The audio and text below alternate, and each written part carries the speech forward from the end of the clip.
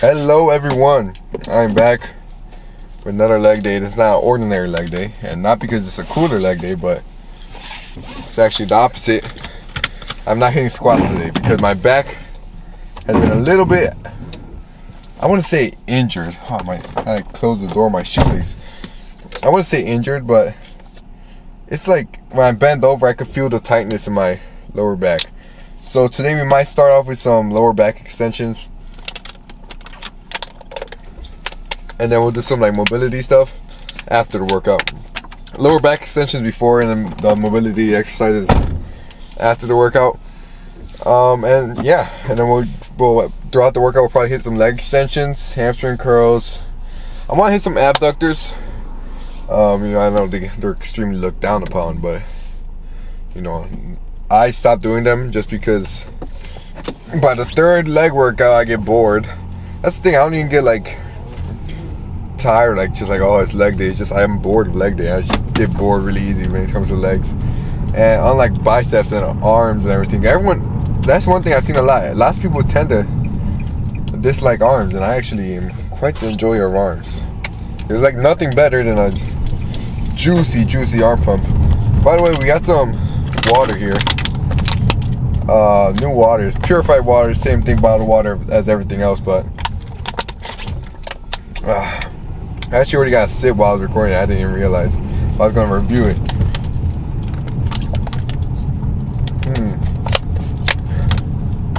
Tastes the same as every other purified bottled water, but this bottle in particular had way more like air pressure. Like the bottle was more, it wasn't as squishable.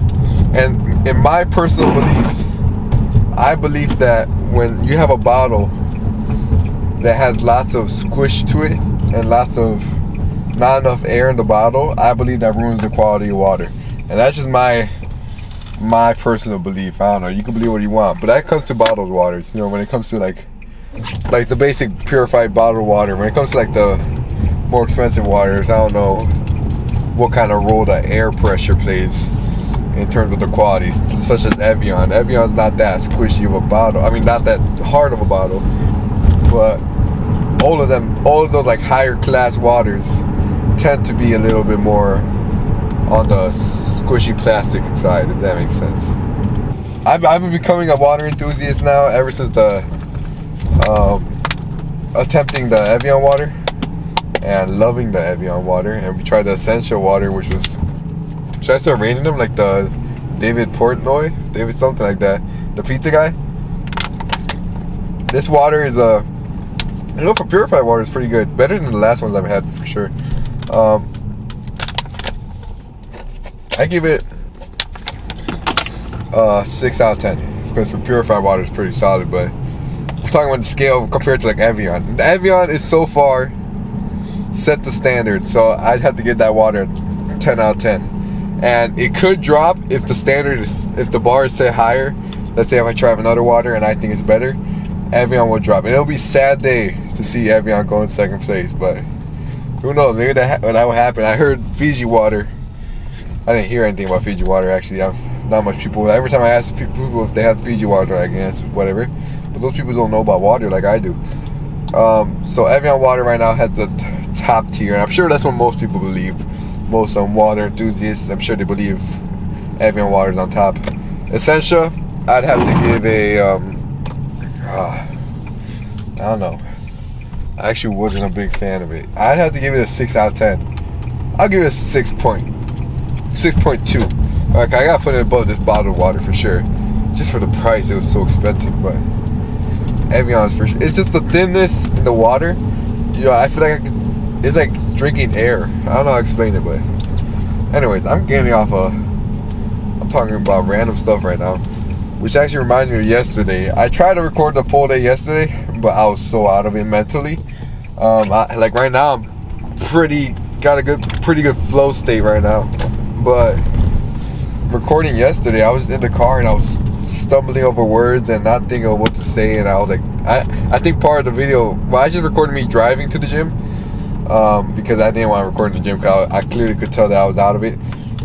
But part of the video of me driving to the gym is literally just me sitting there for 2 minutes, like thinking of nothing. We have arrived at the gymnasium. So yeah, we're gonna head in there, hit some lower back extensions. Oh look, someone's right here. And then we'll hit some workouts.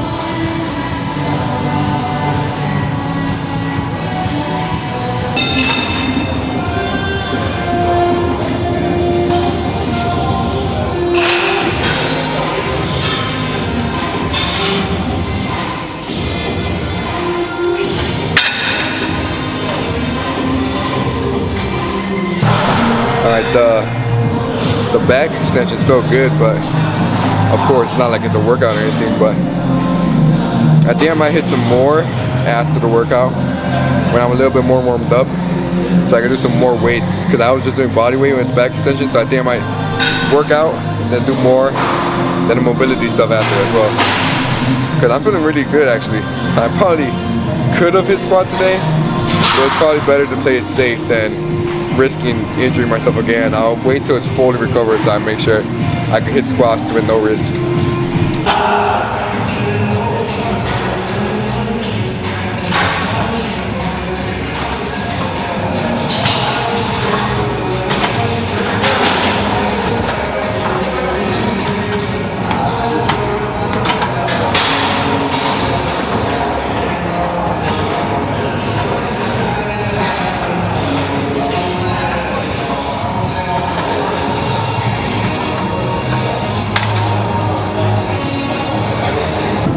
I love feeling the difference of like being so hydrated.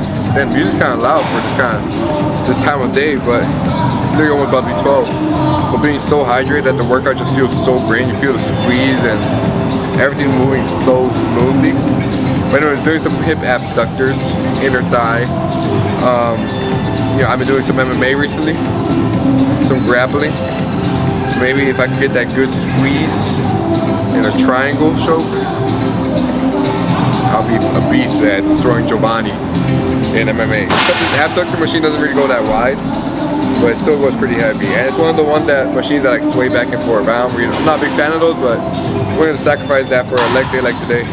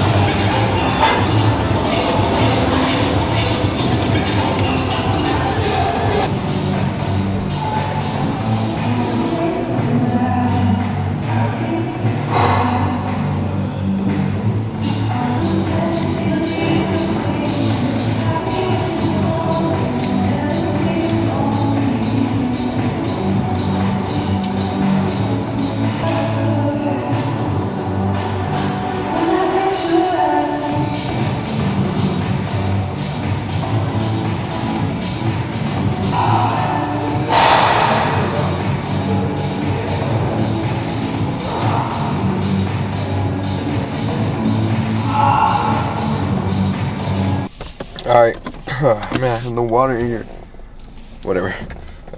Decided to end it off there just because I realized I did the mobility before the exercise, which I did not want to do. It's usually preferable to do the exercise, whatever it may be, before the mobility, just so you don't crunch up your spine again right after just expanding it and decompressing it.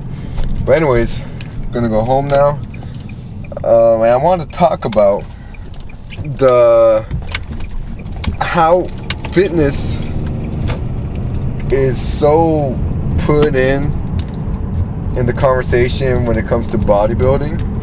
Although, in my personal beliefs, fitness ties in with health. I mean, if you think of like health and fitness, everyone says that.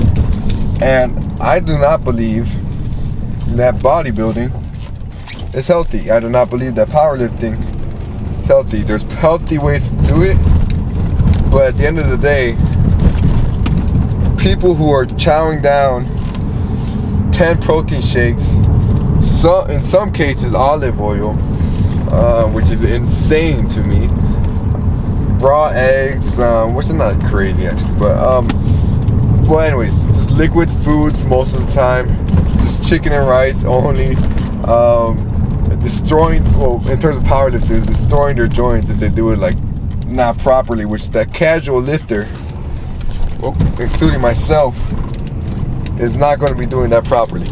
So my point is, I do not believe that weightlifting is unhealthy. I believe that weightlifting is something that is extremely necessary, but we should not be calling someone who just does weightlifting like a monster and die, even if they're not like bulking, which is can people do it obviously dirty, which can be extremely unhealthy. Cutting is something else that people could take too far just because of the social media standards that are set out there. So they'll cut down to around, that was a bumpy road and it sounds so quiet now that this road is smooth. They'll cut down to like 1,000 calories a day and just think that's healthy. And don't think you runners are safe either, right?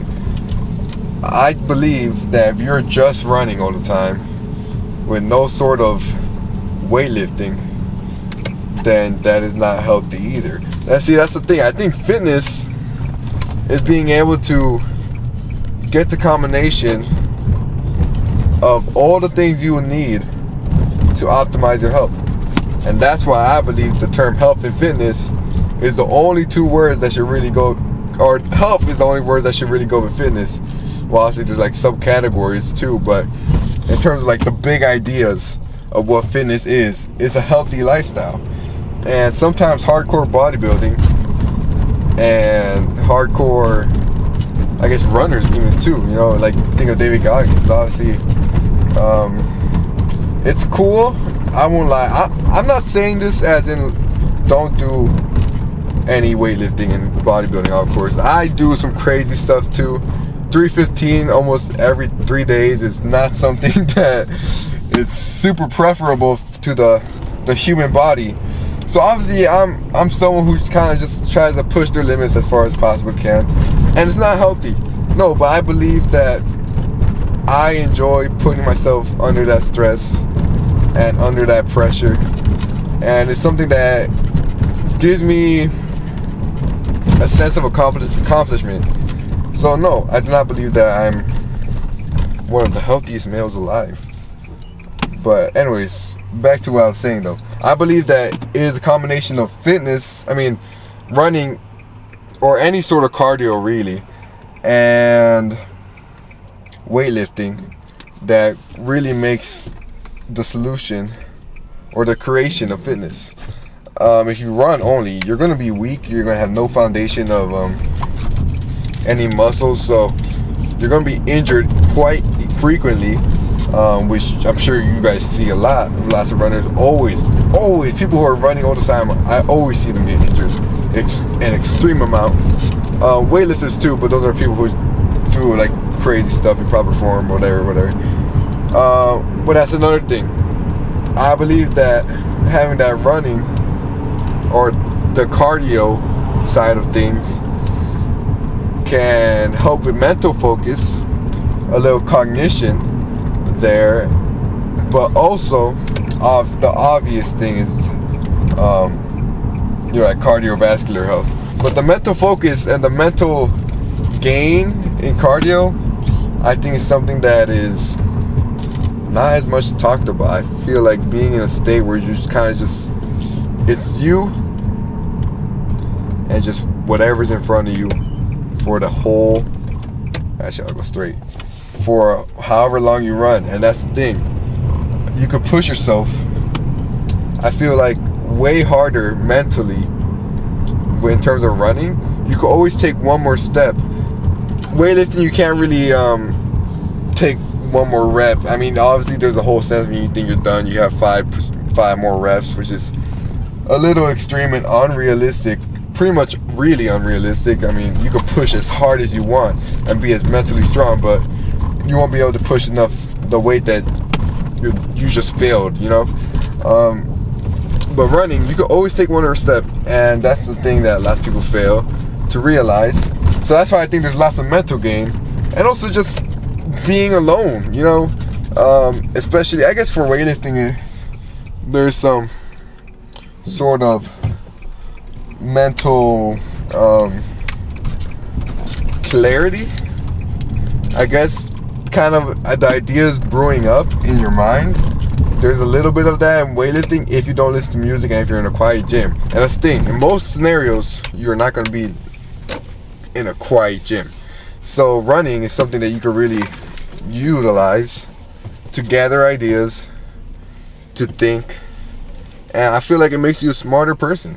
That's just my personal beliefs. I believe that when you run a lot, you become somewhat smarter due to all the time that you have by yourself in peacefulness. That's obviously talking if you don't listen to music, and especially if you're walking, because when you have running, I believe that you're kind of focused on how tired you are, and that's the whole mental strength thing that you gotta kind of make sure you're not thinking about that. But I think that if you're walking, if you're doing something like a long walk for cardio, you can really have time to gather creativity, original ideas, and just brewing up a whole bunch of things that you wouldn't have thought of if you were in any other situation. Because in a world where almost all the time you're stimulated and scrolling through different contexts, such as new videos, you go on Instagram, and off of Instagram go straight to TikTok, and just constantly being stimulated. Even if you go outside, there's a tree, there's a car, there's whatever, all the stuff that you could possibly ever focus on in the whole entire world. There's unlimited amount of stimulation. So if you go on a walk and you manage to just focus on what's in front of you and just think. So that's why I guess it's also good. I heard this on a podcast with Andrew Huberman, actually, and that's why I kind of got this whole idea from. I just kind of want to say my beliefs on it. I maybe have butchered most of what they said, but if he was talking about sitting down for 20 minutes and just closing your eyes and thinking. And the thing with closing your eyes, you're not going to focus on anything else. You have nothing in front of you. You have straight up darkness. So I believe in that state, which he was talking about, that he also believes. In that state, you are in your best position to come up with one of your greatest ideas ever.